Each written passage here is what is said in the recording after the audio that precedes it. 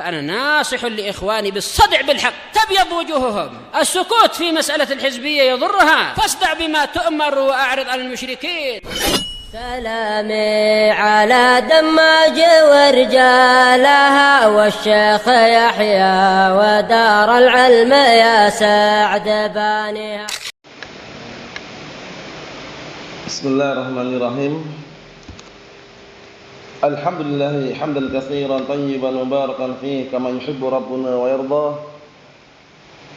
أشهد أن لا إله إلا الله وحده لا شريك له وأشهد أن محمدا عبده ورسوله نبي الله وخليله صلى الله عليه وعلى آله وسلم تسليما مزيدا لا نبي بعده.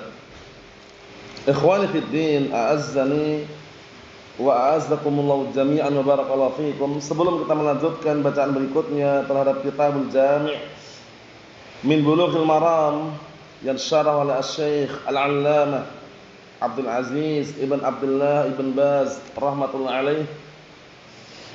Beberapa hadis sebelumnya yang sudah kita ambil setarkan terlebih dahulu. Tafadhalu.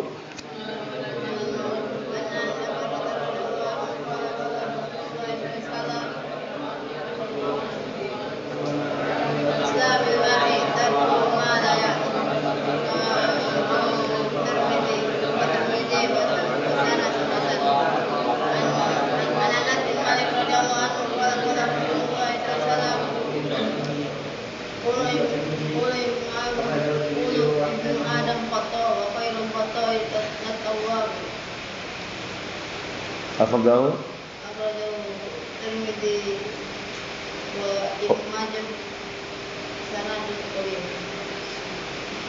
Na'am, ahsantum barakallahu fiik. A'anakumullah. Kita lanjutkan halaman 100, kita ambil bab yang baru. Di sini dalam bab ini ada 6 hadis. Semuanya hampir sering antum dengar sehingga insyaallah sangat mudah untuk menghafalkan ke depannya. Qala al-mu'allifu asbahullah bab at-tarhib min masawi al-akhlaq. Bab tarhib, tarhib maknanya adalah tahdzir, peringatan. Bab peringatan terhadap akhlak-akhlak yang buruk dan jelek. Jadi akhlak yang buruk, akhlak yang jelek pastikan tidak ada pada diri kita. Kenapa demikian? Karena termasuk kesempurnaan diutusnya Nabi kita Muhammad sallallahu alaihi wa ala alihi wasallam adalah untuk menyempurnakan akhlak yang mulia. Sebagaimana hadis yang sahih Nabi kita sallallahu alaihi wa alihi wasallam beliau mengatakan innama bu'istu li utammima makarimal akhlak. Hanya saja aku diutus untuk menyempurnakan akhlak yang mulia. Akhlak yang mulia tentunya akhlak yang tidak berseberangan dengan syariat, yang ada tuntunannya dari as-sunnah, yang ada anjurannya di dalam Al-Quran dan juga dicontohkan oleh Nabi kita Muhammad sallallahu alaihi wa ala alihi wasallam dan juga disebutkan di dalam syariat ini. Kita lihat hadis yang pertama. An Abi Hurairah radhiyallahu anhu qala qala Rasulullah sallallahu alaihi wa ala alihi wasallam iyyakum wal hasad fa innal hasada ya'kulu hasanati kama ta'kulun narul hataba. Akhrajahu Abu Dawud wal Ibnu Majah min hadits Anas nahwuhu. Kami artikan, simak baik-baik. Dari hadisnya Abi Hurairah radhiyallahu anhu qala, beliau berkata, telah bersabda Rasulullah sallallahu alaihi wa ala alihi wasallam, iyyakum wal hasada. Berhati-hatilah kalian, waspadalah kalian dan jauhilah sifat iri. Hasad itu iri. Iyyakum wal hasada sudah kami jelaskan. Iyyakum adalah sighah tahdzir yang maknanya ihdaru, berhati-hatilah kalian, waspadalah kalian. Wal hasada maf'ul bih. Maf'ul bih dengan fi'il yang dibuang takdirnya wastanibu al hasada. Mafhum? Naam. Jadi jangan sampai merasa kebingungan lagi kenapa hasada kok mansub, Sudah kami jelaskan al-hasada dia adalah maf'ulun bih dengan fi'il yang dibuang, takdirnya adalah istanibu al-hasada, watruku al-hasada, maknanya sama. Kami ya, perintahkan untuk menjauhi dan meninggalkan. Iyyakum al-hasad fa innal hasada, kenapa diperintahkan untuk menjauhi dan juga waspada terhadapnya? Fa innal hasada, dikarenakan hasad itu iri, ya'kul hasanat, bisa memakan, bisa memadamkan, memakan kebaikan-kebaikan, kama ta'kulun naru al-hataba, sebagaimana api melahap kayu bakar. Sebagaimana api memakan, melahap, membakar kayu bakar. Antum tahu kayu bakar? Itu kalau udah kena api, itu biasanya kan apinya menyala-nyala, habis, hangus. Mafhum? Ibaratnya orang kalau hasad, iri dengan orang lain. Paham ya? Karena hasad di sini yang diinginkan adalah hasad yang maknanya apa? Tercela. Karena nanti ada hasad yang maknanya terpuji. Namanya apa? Ghibthah. Ya kan? Namanya ghibthah. Hasad yang tercela ini didefinisikan oleh para ulama dengan definisi yang berdekatan lafadznya. Di antara definisinya adalah tamanni zawalin ni'mah 'anil ghair. Itu paling mudah dihafalkan. Hasad di sini maknanya apa? Tamanni zawalin ni'mah 'anil ghair. Yaitu berangan-angan agar hilangnya nikmat dari orang lain. Itu termasuk makna hasad yang disebutkan para ulama. Nah, kami ringkaskan karena maknanya macam-macam tapi kesimpulannya sama. Seperti Al-Imam Al-Jurjani rahimahullah menyebutkan dalam ta'rifat, makna al-hasad adalah tamanni zawali nikmatil mahsud ilal hasid. Tamanni zawali nikmatil mahsud ilal hasid. Itu kata Imam Al-Jurjani dalam kitab Ta'rifat. Jadi al-hasad huwa tamanni zawali nikmatil mahsudi ilal hasidi. Artinya apa? Hasad ini, iri itu adalah angan-angan, berkeinginan, berangan-angan agar hilangnya nikmat orang yang dihasadi dan kembali kepada orang yang hasad. Maksudnya paham nggak maksudnya? Maksudnya dia pengen nikmat yang ada pada orang lain ini hilang dan pengennya ada pada dirinya itu, diri orang yang hasad tadi. Definisinya mirip. Nah, tapi kalau yang kami sebutkan di awal tadi, insya Allah lebih mudah dihafalkan. Tamanni zawal ni'mah 'anil ghair itu lebih umum. Tamanni zawal ni'mati 'anil ghair, yaitu berangan-angan agar hilangnya nikmat dari orang lain. Tapi di sini dijelaskan oleh Imam Al-Jurjani dalam kitab At-Ta'rifat, tamanni zawali nikmatil mahsud ilal hasid. Maksudnya bagaimana? Maksudnya berangan-angan agar hilang nikmat orang yang dihasati itu dan kembali pada orang yang hasad. Jadi pengennya nikmatnya itu ada pada orang yang hasad tadi. Enggak pengen kalau ada pada orang lain itu loh. Paham? Paham ya? Itu iri yang tercela. Jadi berkeinginan agar nikmat yang ada pada orang lain itu hilang. Semoga sebulan dagangannya hancur, enggak laris lagi. Pengennya dia yang laris gitu loh. Sudah pahami? Karena saudaranya ini sama-sama jualan, profesinya sama misalkan, tapi saudaranya ini laris dagangannya. Akhirnya timbullah iri. Nah, yang iri ini berkeinginan agar kelarisannya itu hilang, enggak laris lagi, dan pengennya yang laris dia gitu. Itu makna hasad. Mafhum salah? Sudah pahami ya? Mafhum salah? Nah, jadi bedakan antara hasad yang tercela dengan hasad yang terpuji. Kalau hasad yang terpuji namanya ghibthah. Definisinya apa? Ghibthah ini barakallahu fiik, definisinya adalah tamanni husulil mar'i, tamanni husulil mar'i ala misli nikmatil akharin, ala misli nikmatil akharin duna an yatamanna zawali hadhihi ni'mati 'an sahibiha, duna an yatamanna zawala hadhihi ni'mati 'an sahibiha. Ana ulangi sekali lagi. Definisi hasad yang terpuji, ghibthah namanya. Hasad yang terpuji. tamanni husulil mar'i ala misli nikmatil akharin duna an yatamanna zawala hadhihi ni'mati an sahibiha. Duna an yatamanna zawala hadhihi ni'mati an sahibiha. Sudah ana ulangi paling perlahan itu ya, nanti kalau misalkan ada yang kurang nyontoh yang lainnya. Paham ya? Ana artikan. Jadi iri yang terpuji itu namanya apa tadi? Ghibtah. Ghibtah. Jadi ghibtah itu adalah berangan-angan seseorang agar bisa mendapatkan kenikmatan yang ada pada orang lain. Pahami ya? Jadi seseorang berangan-angan agar bisa mendapatkan kenikmatan yang ada pada orang lain, tapi tanpa, ini penting. Kalau enggak bahasa Arabnya, Indonesia ini kondisikan definisinya. Tanpa apa? Tanpa dia berangan-angan agar apa? Hilangnya nikmat tersebut dari pemiliknya. Anak kasih gambaran global lagi biar antum tambah melekat. Ghibtah itu berkeinginan agar mendapatkan nikmat seperti orang lain, tapi tidak ada angan-angan agar nikmat yang ada pada orang lain ini hilang. Soal mudah sekali soal ghibtah. Jadi bedanya itu kalau ghibtah itu dia hanya pengen mendapatkan nikmat seperti orang lain, tapi bedanya apa? Tapi dia tidak ingin kalau nikmatnya hilang dari orang lain itu. Nikmatnya biar ada pada orang lain, biarin. Cuman dia pengen aja. Contohnya gini.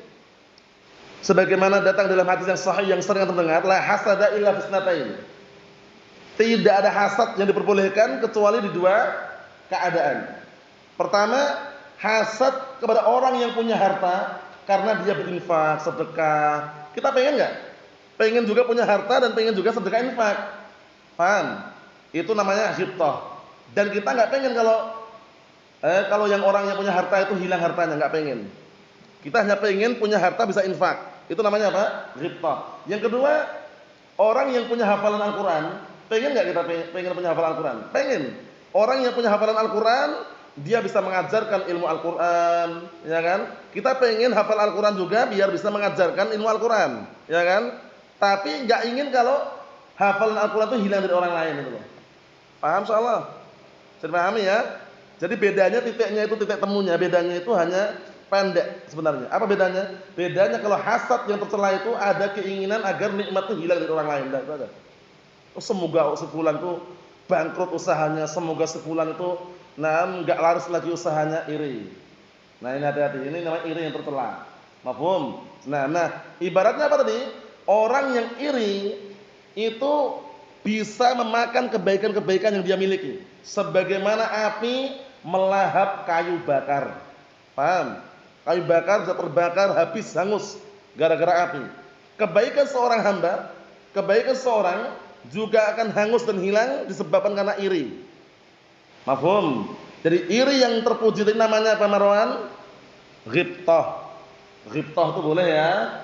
Tamanni husulil mar'i, yaitu berkeinginan, berangan-angan seseorang untuk mendapatkan ala misli nikmatil akharin. Ya, berangan-angan seseorang untuk mendapatkan kenikmatan yang ada pada orang lain, paham ya? Duna tanpa an yatamanna, tanpa berangan-angan zawala hadhihi ni'mah, tanpa berangan-angan hilangnya nikmat ini an sahibiha, dari pemiliknya. Jadi enggak ada angan-angan biar hilang itu enggak ada. Paham? Jadi dia hanya pengen seperti si fulan yang punya uang sehingga bisa sedekah. Pengen seperti si fulan yang hafal Al-Qur'an, pengen si fulan yang hafalannya banyak biar dia bisa mengajarkan ilmu dan bisa beribadah dengannya. Itu boleh, namanya ghibtah. Paham soalnya ya? Insyaallah paham ya insyaallah ya. Nah, jadi kalau al-hasad al-madmum tamanni zawalin ni'mah 'anil ghair. Berangan-angan agar hilangnya nikmat dari orang lain. Itu namanya hasad yang tercela. Hasad yang terpuji tamanni husulil mar'i ala misli nikmatil akharin, yaitu berangan-angan untuk mendapatkan nikmat seperti orang lain, duna tanpa Tanpa apa? Tanpa berangan-angan agar nikmat itu hilang dari orang lain. Paham soal bedanya? Paham bedanya enggak? Ayo, bedanya apa Ibrahim? Hasad yang terpuji dan yang tercela, bedanya apa? Titik temunya dalam masalah apa titik temunya? Kalau ghibtah bagaimana? Kalau hasad yang iri yang tercela bagaimana? Untuk perbedaannya aja. Sama-sama ada keinginan enggak? Sama-sama ada angan-angan untuk mendapatkan kebaikan. Sama-sama ada angan-angan, sama-sama kepengin agar mendapatkan nikmat yang ada pada orang lain. Cuman bedanya apa? Kalau iri yang tercela bagaimana? Kalau ghibtah bagaimana bedanya? Yang mana itu? Yang iri tercela ada tambahan apa?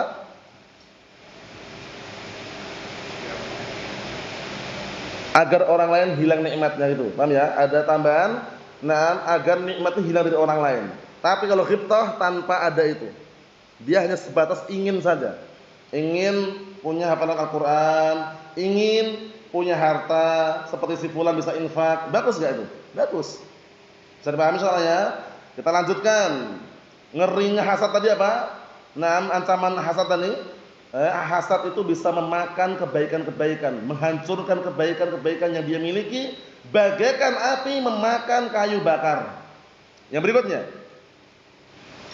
Ini hadisnya akhrajahu Abu Dawud dan juga diriwayatkan Ibnu Majah dari hadisnya Anas bin Malik dengan yang semisalnya. Wa anhu radhiyallahu anhu qala anhu bati an Abi Hurairah. Wa an Abi Hurairah radhiyallahu anhu qala Rasulullah sallallahu alaihi wasallam, "Laisa asy-syadidu bis-sur'ah, innamas syadidu alladhi yamliku nafsahu 'indal ghadab." Muttafaqun alaihi, masyaallah. Hadis ini sangat bagus sekali. Hadis ini sangat bagus sekali. Kita miliki, kita resapi, kita pahami maknanya, kemudian kita amalkan. Kenapa demikian? Karena sebagian orang menilai orang yang kuat itu yang kuat badannya. Masya Allah, berbeluan kuat, sit up kuat, push up kuat. Paham ya? Nah, barakallahu fi, kemudian kalau pancu nomor 1 misalkan. Nah, sebagian orang menilai itu yang kuat secara hakikat. Padahal bagaimana kita lihat? Artinya diperhatikan dari hadisnya Abi Hurairah radhiyallahu anhu. Abu Hurairah anhu siapa namanya? Shadiqun Abdurrahman As-Sakhr Ad-Dawsi. Na'am, ahsan. Abdurrahman As-Sakhr Ad-Dawsi radhiyallahu anhu. Beliau termasuk dari kalangan para sahabat yang paling banyak hafalan hadisnya, bahkan nomor 1. Bahkan nomor 1. Pantunnya masih ingat Muhammad Bengkulu?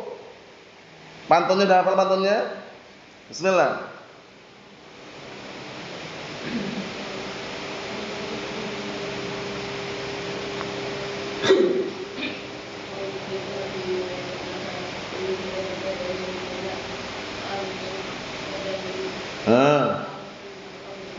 Wal habru. Naam, ahsanta barakallahu fi, yang belum hafal dihafalkan. Wal muksiruna fi riwayatil asar Abu Hurairah tanyalhi Ibnu Umar wa Anas wal habru kal Khudri wa Jabirun wa zawjatun Nabi. Syahidnya mana syahidnya barakallahu fi? Abu Hurairah nomor 1. Paham ya? Nah, kumpulan para sahabat yang paling banyak riwayat hadisnya. Dari hadisnya Abi Hurairah wa anhu qala, beliau berkata, telah bersabda Rasulullah sallallahu alaihi wa ala alihi wasallam, "Laisa syadidu bisur'ah." Bukanlah orang yang kuat itu orang yang kuat gulatnya. Surah itu gulat. Kelahi gulat, sparring, paham ya? Naam, kemudian barakallahu fiik, naam, tarung derajat. Nah, orang yang kuat itu bukan orang yang kuat sparringnya, yang kuat gulatnya, yang kuat kelahinya. Disebutkan para ulama as-sur'ah di sini maksudnya adalah dijelaskan di sana, anar rajula al-qawi haqqan laisa alladhi yasra' bi quwwatihi al-badaniyah. Dijelaskan makna ini, potongan laisa syaddu sur'ah ini. Qala ulama, berkata para ulama, anar rajul al-qawi, bahwasanya orang yang kuat haqqan, orang yang benar-benar kuat itu laisa alladhi yasra' bi quwwatihi al-badaniyah. Bukan orang yang apa? Ya, yang bergulat, yang kuat kelahinya dengan kekuatan badannya. Paham ya? Bukan itu yang diinginkan orang yang kuat. Terus yang bagaimana? Lanjutannya itu, innamas syadidu Akan tapi orang yang kuat itu adalah alladzi yamliku nafsahu 'indal ghadab. Yaitu orang yang bisa menahan dirinya ketika dia marah. Seharusnya dia menghukum, dia tidak menghukum. Seharusnya hukumannya berat, dia ringankan hukumannya. Seharusnya dia tidak memberikan sanksi, seharusnya dia memberikan sanksi, dia tahan sanksinya. Paham ya? Nah, ini menunjukkan bahwasanya dia kuat. Bisa dipahami? Nah, karena para ulama telah menjelaskan marah itu sifat tabiat yang ada pada manusia. Cuman marah yang bagaimana yang terpuji? Marah yang ada sebabnya. Paham ya? Marah yang ada sebabnya. Contohnya, ketika syariat dilanggar, ketika syariat diejek-ejek, ketika agama Islam dihina, nah dia marah. Itu marah yang terpuji. Paham ya? Tapi kalau marah gara-gara barakallahu fikum, perkara sepele, perkara dunia, sabar, tahan dulu. Mafhum? Nah, makanya sebutkan dalam hadis, orang itu dongkol boleh karena ada permasalahan, tapi jangan melebihi dari berapa? Berapa hari? Berapa hari? 3 hari, maksimal cuma 3 hari aja. Itu mengapa? Untuk melampiaskan. Sudah kita latih kemarin ya. Hadisnya di awal itu enggak? Naam, la yahillu li muslimin an yahjura akhahu fawqa salata layalin yaltaqiyan fayuridu hadza wa yuridu hadza wa khairuhuma alladhi yabda'u bis salam. Tidak halal bagi seorang muslim mendiamkan marah dengan saudaranya lebih dari 3 hari. Lebih dari 3 hari enggak boleh. Paham ya? Sehari melampiaskan kedongkolannya wajar. Wajar karena biasanya orang kan ada yang sakit hati, patah hati, ya kan? Itu wajar. Nah, tapi maksimalnya 3 hari. Ini dalam perkara dunia loh ya. Kalau perkara agama, nah lain lagi pembahasannya. Nah, barakallahu fiik. Nah, ini perkara dunia enggak boleh lebih dari 3 hari tadi itu. Yang paling terbaiknya ketika dua orang itu bertemu saling berpaling muka, yang paling terbaiknya adalah mengucapkan apa? Salam. Assalamualaikum. Mafhum? Nah, jadi hadis ini bagus sekali. Orang yang kuat itu secara hakikatnya bukan orang yang kuat gulatnya, orang yang kuat bela dirinya, orang yang kuat silatnya. Tapi orang yang apa? Yang mampu menahan dirinya ketika dia marah. Paham ya?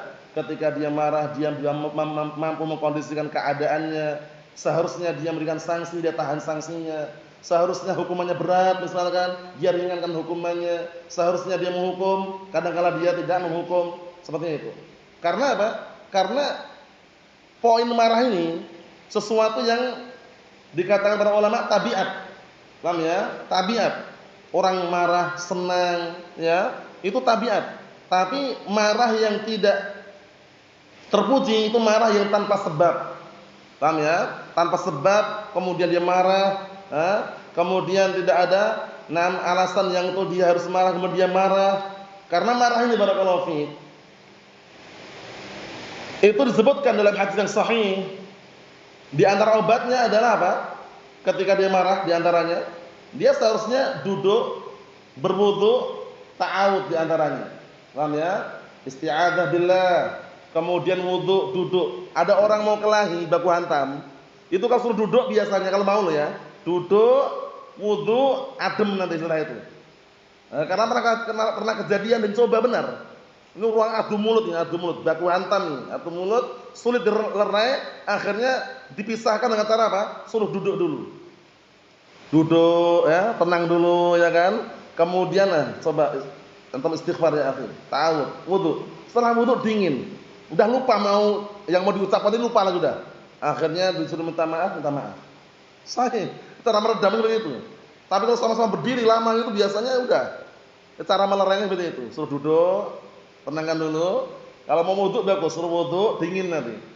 Setelah wudu biasanya ada yang lupa, ada yang intinya dia mau ngangkat suara itu udah rasanya udah ya memang sunnatullah ya, namanya ketetapan Allah Subhanahu wa taala ya, dalilnya sahih juga barakallahu fiik. Bahwasanya memang itu obatnya di antaranya. Paham ya? Duduk, tenangkan dulu pikirannya, masalahnya apa, bisa diselesaikan enggak, ada solusinya atau enggak. Kemudian isti'adzah billah, a'udzubillahi minasyaitonir rajim, ya kan? Kemudian wudu tadi insyaallah bismillah akan adem nanti. Mafhum? Naam. Yang ketiga, wa an Ibnu Umar radhiyallahu anhuma, hadis tadi muttafaqun alaih ya. Wa an Ibnu Umar radhiyallahu anhuma qala Rasulullah sallallahu alaihi wasallam, Az-zulmu dzulumatun yaumil qiyamah. Ini potongan juga tapi nanti dilengkapi dengan hadis yang berikutnya. Ini hadis muttafaqun alaih. Dari hadisnya Ibnu Umar radhiyallahu anhu qala, beliau berkata telah bersabda Rasulullah sallallahu alaihi wa ala alihi wasallam. Ibnu Umar namanya Abdullah, kunyahnya Abu Abdurrahman. Ya kan? Abu Abdurrahman Abdullah bin Umar radhiyallahu anhuma. Beliau juga termasuk dari kalangan sahabat yang paling banyak riwayat hadisnya. Ya kan? Nah, coba antum ulang lagi pantunnya. Muhammad. Pantun tadi kumpulan para sahabat yang banyak riwayatnya diulang lagi.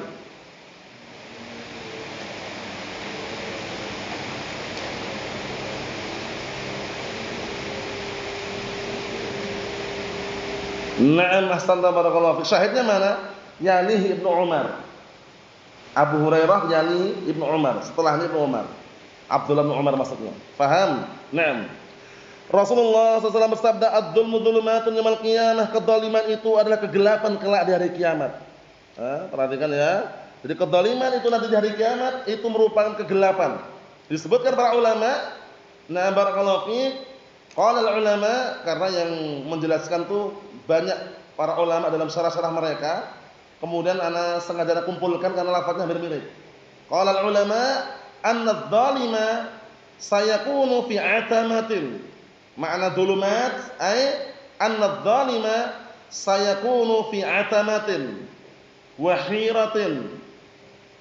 Naam wa dhiqin shadidin fi dhalikal yaum. Anna adh-dhalima sayakunu fi 'atamatin wa hiratin wa dhiqin shadidin fi dhalikal yaum haitsu lan yajida nuran yahtadi bihi bisababi dzulmihi. Haitsu lan yajida nuran yahtadi bihi bisababi dzulmihi. Ana ulangi lagi, makna dzulumatun ay anna adh-dhalima sayakunu fi 'atamatin wa hiratin wa dhiqin shadidin fi dhalikal yaum haitsu lan yajida nuran yahtadi bihi bisababi dzulmihi. Ana artikan, kedzaliman itu merupakan kegelapan hari kiamat, muttafaqun alaih. Maknanya apa? Maknanya annadz-dzalima, bahwasanya orang zalim, ingat-ingat orang zalim itu berbahaya sekali. Paham ya? Nah, bahayanya lihat ini. Annadz-dzalim sayakun fi atamatin, bahwasanya orang zalim nanti dari kiamat berada di tempat kegelapan. Atama itu gelap. Paham ya? Dan berada di dalam apa? Hirah, yaitu kebimbangan. Wa dhiqin syadid, kebimbangan, gelap, kemudian rasa sempit yang sangat. Intinya enggak enak lah, enggak nyaman. Paham ya? Nah, di hari tersebut. Kenapa? Haitsu lan yajida nuran, yaitu dikarenakan dia tidak mendapatkan cahaya yahtadi bihi. Dia tidak mendapatkan cahaya yang bisa menunjukkan dirinya dengannya. Paham ya? Nah, bisababi dzulmihi, dengan sebab kedzalimannya. Mafhum? Nah, jadi dia enggak dapat cahaya sehingga dalam keadaan gelap, kemudian sempit, kemudian bimbang dan ragu. Ngeri. Balasan bagi orang yang zalim. Makanya jangan pernah sengaja berbuat kedzaliman. Nabi kita Muhammad sallallahu alaihi wa ala alihi wasallam dalam hadis qudsi, hadisnya Abi Dzar Jundub bin Junadah Al-Ghifari radhiyallahu anhu, rawi Muslim, apa kata Allah Subhanahu wa taala? Ya ibadi inni haramtu dzulma ala nafsi wa ja'altuhu bainakum muharraman fala tadzalamu. Iya kan? Wahai hamba-hambaku, sesungguhnya aku telah haramkan kedzaliman untuk diriku dan aku jadikan zalim itu haram. Aku jadikan kedzaliman itu haram di antara kalian, maka jangan kalian saling menzalimi. Adz-dzulmu wad'u syai' fi ghairi mawdi'ihi. Kedzaliman itu meletakkan sesuatu tidak pada tempatnya. Lawannya apa lawannya? Al-hikmah. Al-hikmah wad'u syai' fi mawdi'ihi. Hikmah itu meletakkan sesuatu pada tempatnya. Nah, kedzaliman ancamannya berat, barakallahu fiik. Naam. Kemudian sebutkan juga dalam ayat yang mulia, apa kata Allah Subhanahu wa taala mengenai kedzaliman ini? Wattaqu fitnatan la tusibanna alladziina zalamu minkum khassah.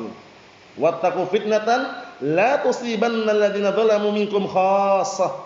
Waspadalah kalian terhadap suatu bencana, suatu balak petaka yang tidak menimpa hanya khusus orang-orang zalim saja.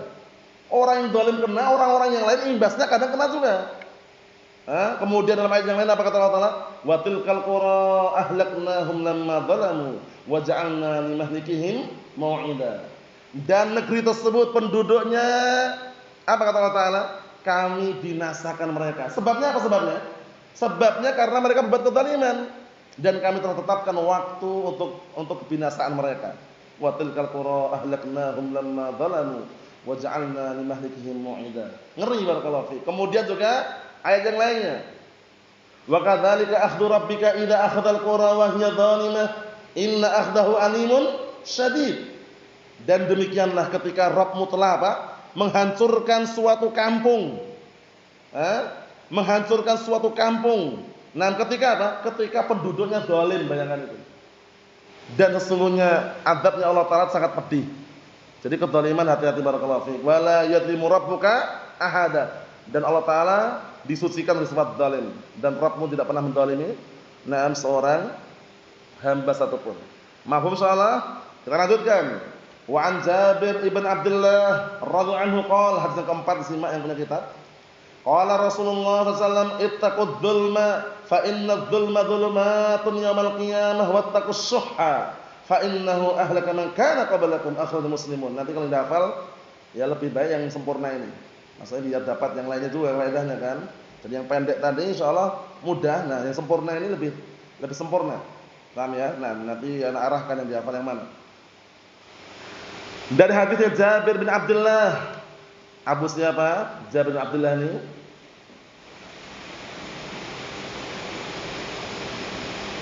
Abu Abdullah ya. Nah, Abu Abdullah Jabir bin Abdullah radhiyallahu anhu qala. Beliau juga termasuk dalam barisan para sahabat yang paling banyak apa? Riwayat hadisnya. Ulangi lagi pantunnya.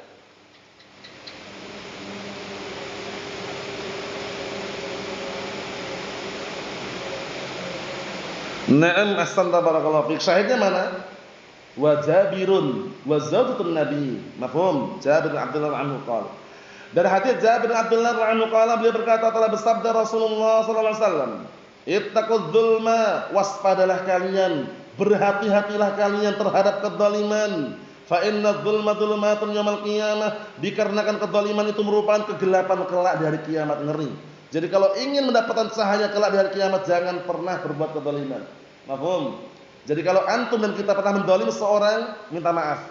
Paham ya? Minta maaf, banyak-banyak istighfar. Banyak-banyak minta ampun kepada Allah Subhanahu wa taala. Karena kezaliman nanti dari kiamat berupa kegelapan waliyadzubillah. Gelap. Orang gelap itu kan enggak enak.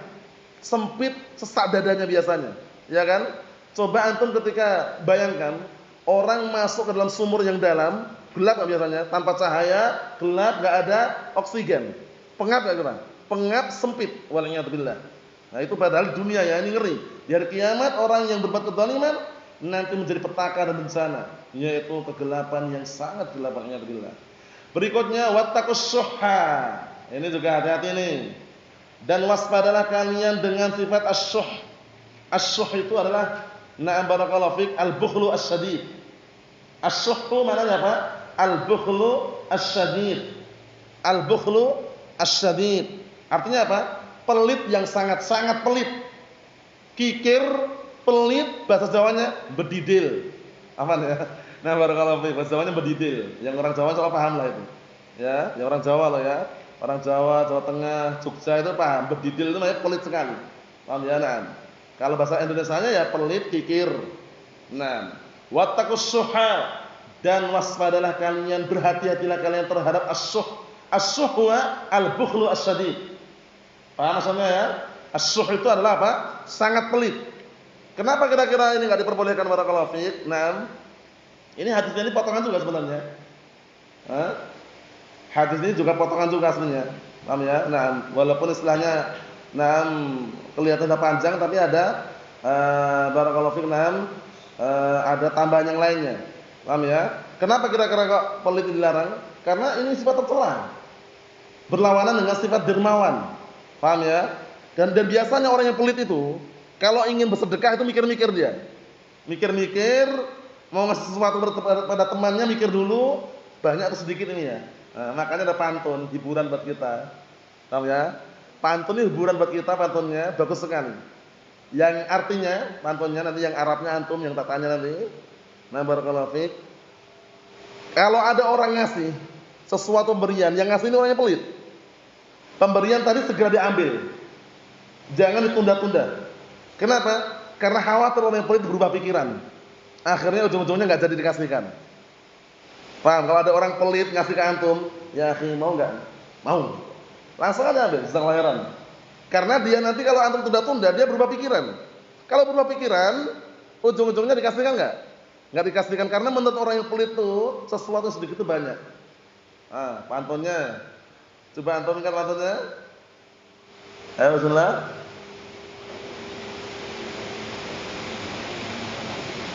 Naam, ahsanta barakallahu fi, ya belum dapat didapatkan itu.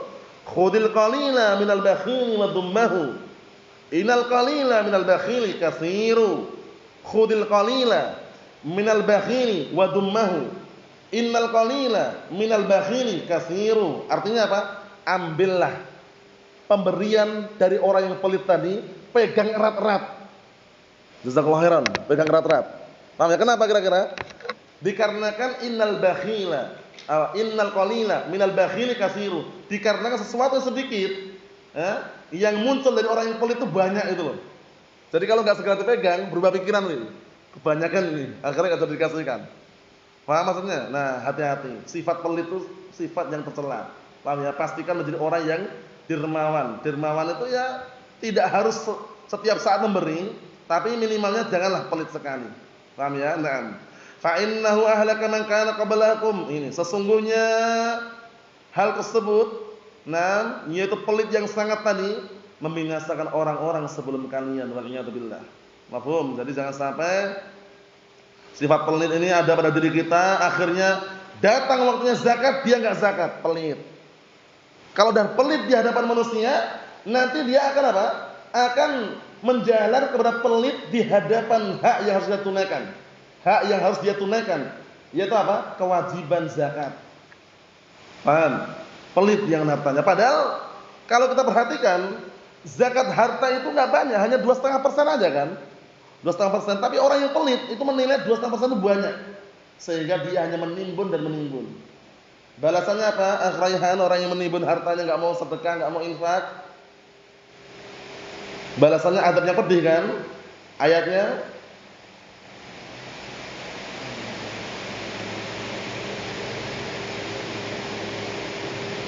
Naam, walladzina yaknizuna adh-dhahaba wal-fiddah wa la yunfiqunaha fi sabilillah fabashshirhum bi'adzabin alim. Dan orang-orang yang mereka menimbun hartanya emas dan perak, lihat, hartanya dia timbun emas, perak, dolar, real Saudi, ringgit Malaysia, rupiah dia timbun dan tidak mau menginfakkan di jalan Allah, tidak mau menzakatkan, lihat, zakat pun enggak mau dia. Pelit, merasa terkurangi, malah sedikit, 2,5% aja. Apa balasannya? Fabashshirhum bi'adzabin alim. Kasih kabar gembira dengan adab yang pedih. Itu hukumannya. Wal iyad billah. Makanya kita jangan menjadi orang yang pelit. Barakallahu fiik. Naam. Berikutnya wa an Mahmud ibn Labid. Qala Rasulullah sallallahu alaihi wasallam. Disimak yang punya kita. Inna akhwafa ma khafu 'alaikum syirkul asghar. Kemudian langsung disebut ar-riya. Wa ila riwayatnya berbeda-beda. Maksudnya ada tambahan fasuila anhu faqala ar-riya. Ada juga ada pertanyaan wa masyukul asghar ya Rasulullah qala ar-riya. Paham ya? Tapi antum mencukupkan yang sebutkan sini enggak masalah juga. Mafhum? Nah, jadi riwayatnya beda-beda, cuma maknanya sama. Apa artinya kita artikan dulu. Akhrajahu Ahmad isnadin hasan. Dari hadis dari Mahmud bin Labid radhiyallahu anhu. Mahmud bin Labid kunyahnya Abu Nuaim Al-Ansari. Abu Nuaim Al-Ansari. Al-Imam Bukhari mengatakan lahu suhbah karena diperselisihkan apakah beliau ini sahabat atau tabi'in. Imam Bukhari termasuk yang menguatkan beliau Mahmud bin Labid ini lahu suhbah. Al-Hafidz mengatakan sahabiyun saghir. Al-Hafidz mengatakan Mahmud bin Labid Abu Nuaim Al-Ansari sahabiyun saghir. Kemudian Al-Imam Tirmidzi Dzakarahu fi kitab as-sahabah. Imam Tirmidzi menyebutkan di dalam jami' beliau yaitu kitab as-sahabah dimasukkan Mahmud bin Labid. Mafhum? Jadi kesimpulannya ya ada khilaf tapi yang dikuatkan Bukhari, dikuatkan Al-Hafidz tadi termasuk sahabat. Mafhum? Karena seperti Al-Imam Abdul Hajjaj Al-Mizzi rahimahullah, nah beliau memberikan terjemah di awal-awal itu, nah lahir di zaman Rasulullah SAW, tapi tidak sahih kalau beliau pernah mendengar dari Rasulullah SAW, karena waktu itu masih kecil, paham ya? Namun kita nukilkan tadi itu ya, Imam Bukhari mengatakan lahu suhbah, Al-Hafidz mengatakan sahabiyyun shaghir, Imam Tirmidzi menyebutkan Mahmud bin Labid masuk dalam deretan apa? Dimasukkan dalam kitab sahabah. Paham? Nah, itu yang disebutkan yang dinukilkan tadi itu. Jadi wallahu alam ya, tentunya kalam Imam Bukhari kuat sekali.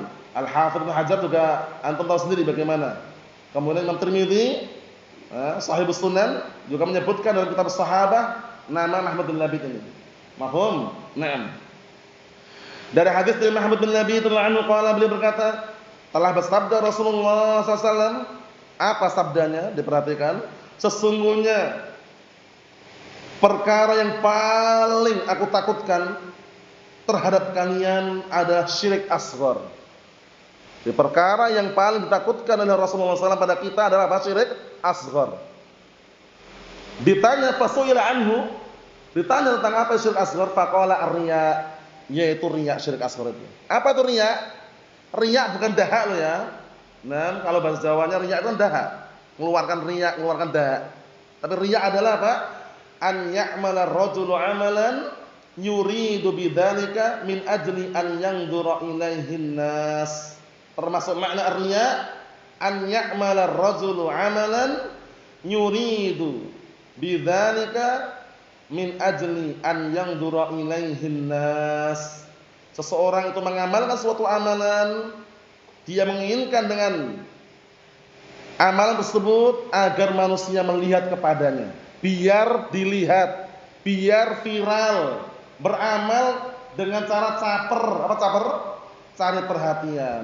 Ternyata orangnya kuper, kurang perhatian terhadap syariat. Ya kan? Nah, hati-hati. Paham ya? Kalau orang beramal jangan caper, cari perhatian. Paham ya? Kalau ingin cari perhatian langsung ke pusatnya. Siapa itu? Langsung kita cari perhatian kepada Allah Subhanahu wa taala, biar Allah Taala yang menilai. Paham? Jangan mencari perhatian manusia. Perhatian manusia itu kadang-kadang mengecewakan, ya kan? Nah, tapi kalau mencari perhatian ridha Allah, insyaallah tidak akan pernah kecewa. Mafhum? Naam. An ya'mal ar-rajulu 'amalan yuridu bidzalika min ajli an yanzura ilaihin nas. Paham ya? Seseorang mengamalkan suatu amalan, dia menginginkan dengan amalan tersebut agar manusia melihat kepadanya, menoleh kepadanya. Ingin sedekah, selfie dulu. Nah, ingin ngasih bantuan, foto dulu. Untuk apa? Dokumenter katanya. Dokumenter yang hakiki, siapa yang akan menilai? Allah Subhanahu wa taala. Enggak perlu difoto-foto. Langsung aja bismillah, fadhal. Mafhum? Nah, ingat-ingat ya. Syirik asghar adalah perkara yang Rasulullah paling khawatirkan. Karena enggak nampak. Riya itu amalan hati atau amalan yang nampak? Amalan hati orang enggak tahu. Dua orang sama-sama sholat subuh. Berapa rakaat? 2 rakaat ya. Si A, si B. Ternyata si A, si B ini bisa beda loh, tergantung niatnya. Si A niatnya karena Allah, Allahu Akbar. Si B ini niatnya agar dilihat orang. Masyaallah. Berbagus salatnya, Allahu Akbar. Khusyuk. Tapi niatnya agar dilihat oleh orang, disanjung oleh orang, dipuji oleh orang. Nah, rusak enggak? Hancur enggak amalannya? Hancur amalannya. Yang si A aman. Padahal sama-sama apa? Salat. Sama-sama salat subuh, sama-sama 2 rakaat, tapi beda niatnya. Jadi niat itu dituluskan barakallahu fi. Dalam mencari ilmu, luruskan niatnya juga. Ya, dalam mengajarkan ilmu, luruskan niatnya juga. Jangan mengajarkan ilmu niatnya apa? Agar dipuji oleh orang, agar viral. Tahu viral? Terkenal, agar dibilang ustaz terpopuler, banyak followersnya katanya. Allahul musta'an. Apa itu followers? Pengikutnya, banyak pesertanya. Jangan. Salah itu, niatnya sudah tercoreng itu. Jadi niat yang tulus dalam mengajarkan ilmu Al-Qur'an Sunnah mengharapkan apa? Ridha dan pahala dari Allah Subhanahu wa taala. Aman, terkendali, pasti dan akurat. Nah, kita lihat sini satu lagi. Wa an Abi Hurairah radhiyallahu anhu qala Rasulullah sallallahu alaihi wasallam, ayatul munafiqi salasun. Sering antum dengar juga nih hadis ini. Sehingga mudah dihafalkan, ya kan? Nah, diperhatikan. Ayatul munafiqi salatun idza haddatsa kadzaba wa idza wa'ada akhlafa wa idza tumina khan, muttafaqun alaihi wa lahuma min hadits Abdullah bin Amr wa idza khasama fajar. Ada tambahannya. Tapi nanti yang hafalkan yang muttafaqun alaihi itu aja biar mudah. Di bawahnya itu walahuma itu maksudnya Sahih Bukhari Sahih Muslim, dan hadisnya Abdullah bin Amr ada tambahan wa idza khasama fajar. Kita artikan dulu. Dari hadisnya Abi Hurairah anhu, Abdurrahman bin Sakhr Ad-Dausi, qala, beliau berkata, telah bersabda Rasulullah SAW, ayatul munafiqi salatun, tanda-tanda orang munafik ada 3. Munafik apa ini Ibrahim? Munafik nifaq i'tiqadi atau amali? Di sini tanda-tanda orang munafik ada 3. Nifaq amali atau nifaq i'tiqadi di sini? Amali, amalan, perbuatan. Jadi orang kalau melakukan ini nggak bisa dikafirkan, dinasihati. Karena yang dikafirkan itu nifaq apa? I'tiqadi. Nifaq i'tiqadi itu apa? Menyembunyikan. Nah, barakallahu fiik, kekufuran, menampakkan keislaman. Paham ya? Yang diancam dengan apa? Api neraka. Innal munafiqina fid darkil asfali minan nar. Sesungguhnya orang-orang munafik berada di kerak api neraka yang paling bawah. Itu orang munafik nifaq i'tiqadi. Nifaq i'tiqadi. Kalau nifaq amali seperti ini, ya sahibul kabirah, pelaku dosa besar, yungsah, dinasihati. Karena khawatir nanti sudah terlanjur menjadi kebiasaan, ujung-ujungnya larinya ke nifaq i'tiqadi wal iyad billah. Paham ya? Kita artikan dulu. Tanda-tanda orang munafik ada 3. 1, idza haddatsa kadzaba. Apabila berkata dusta, hindari. Modus. Tahu modus antum? Yusuf, tahu modus? Tahu modus antum? Apa modus? Modal dusta. Modus itu modal dusta, singkatan. Namanya jangan kalau berkata jujur, ngobrol sama temannya jujur, tanda pun jujur.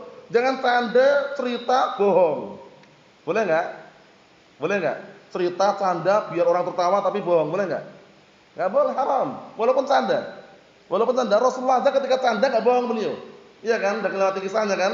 Ketika canda dengan seorang perempuan tua waktu itu, beliau bohong enggak candanya? Enggak bohong. Beliau menyebutkan fakta dan realita itu loh. Di surga enggak ada perempuan tua. Ya kan? Walaupun waktu itu sempat apa? Perempuan tua tersebut menangis kan? La yadkhulul jannata ajuz. Tidak masuk surga perempuan tua. Menangis perempuan tadi. Padahal Rasulullah tanda, tapi tandanya enggak bohong loh ya. Tandanya benar. Akhirnya didekati, ditanya, "Kenapa engkau menangis?" Kemudian perempuan tua tersebut mengatakan, "Ya Rasulullah, engkau mengatakan tidak ada perempuan tua di surga." Akhirnya Rasulullah membacakan ayat, "Wa ja'alnahunna abkara." Kami jadikan mereka para wanita menjadi gadis semuanya, usianya muda-muda semuanya. Sehingga enggak ada orang tua kan? Enggak ada perempuan-perempuan tua di surga itu. Sehingga menunjukkan apa, barakallahu fiik, Rasulullah walaupun canda tapi enggak bohong. Nah, itu kita hindari. Antum canda, ngobrol dengan temannya, kita sedang asik cerita, pastikan ceritanya jangan modus, jangan hoax. Nah ya, ceritanya pastikan apa? Fakta dan realita. Ya, cerita para sahabat, kisah para sahabat bagaimana, mafhum. Nah, itu yang pertama, jika berkata dusta. Yang kedua, wa idza wa'ada akhlafa, dan apabila berjanji mengingkari. Janjinya bayar hutang akhir bulan, ngingkari, sampai setahun belum dibayar juga. Allahul musta'an. Paham ya? Kondisikan. Ini menunjukkan bahwasanya kita kalau berjanji jangan mengingkari. Janji itu tepati. Janjinya apa? Kapan dia berjanji? Maka jangan diselisih. Mafhum? Kemudian yang ketiga, wa idza tumina khan, apabila diberi amanah berkhianat. Diberi amanah apa? Berkhianat. Amanahnya, hartanya ini untuk fakir miskin, untuk para santri malah dia potong. Paham ya? Berkhianat enggak berarti? Berkhianat jangan. Pastikan kita menjadi orang yang amanah. Karena amanah ini berat loh, amanah ini. Sudah kita lewati berkali-kali kan, ayat yang sangat apa? Yang sangat sering antum dengar. Ayat ini sering antum dengar. Kemudian juga menggambarkan bahwasanya betapa beratnya amanah ini awal mulanya. Yang ditawari siapa yang tawari amanah awal mulanya?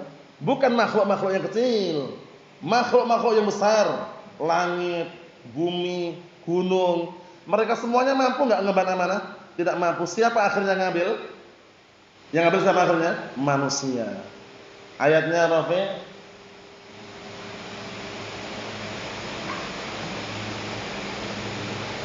Wal jibal.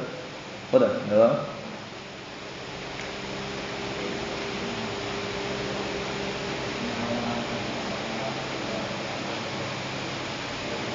Ya.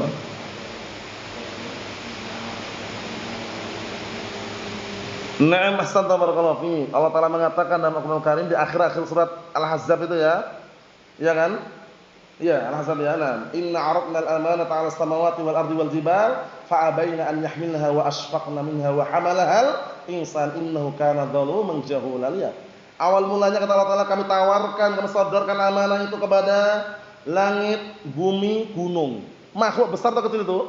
Besar semuanya kan? Itu pun mereka apa? Enggan memikulnya. Enggan mengembannya, merasa keberatan. Akhirnya siapa yang memikul? Manusia. Ternyata manusia apa? Dzaluman jahula, suka berbuat kezaliman dan ternyata apa?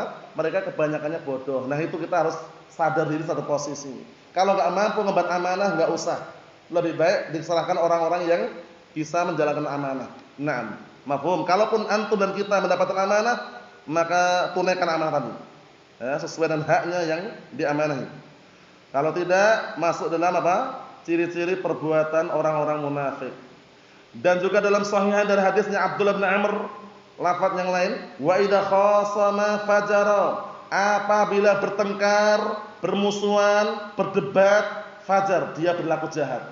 Fajara itu berlaku jahat. Paham ya? Khasama itu bertengkar, berdebat. Jadi kalau debat, tengkar, ada masalah, ribut, dia berlaku jahat, licik.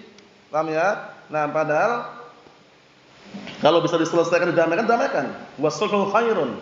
Perdamaian itu yang terbaik. Allah alam shawab yang kita ambil 6 hadis ini, setoran pada pertemuan yang akan datang. Kita ambil 3 dulu, ya. 3 apa? Kita ambil 2 dulu, 1 dan 2. Nah, nanti yang berikutnya baru 4, 5, 6, yang 3 itu enggak usah. Allah alam shawab, walhamdulillah.